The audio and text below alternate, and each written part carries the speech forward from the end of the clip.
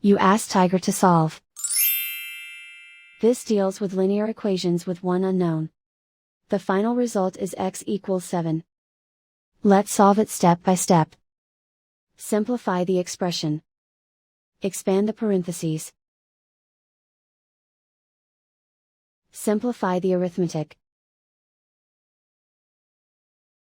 Expand the parentheses. Simplify the arithmetic.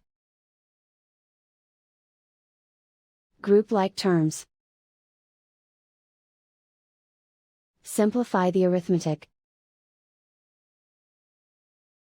Group all constants on the right side of the equation. Subtract 15 from both sides. Simplify the arithmetic.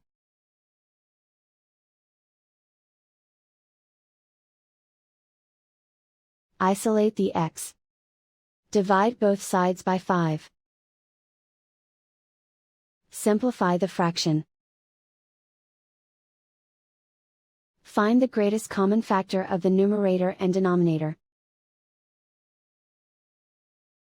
Factor out and cancel the greatest common factor. And so the final result is x equals 7.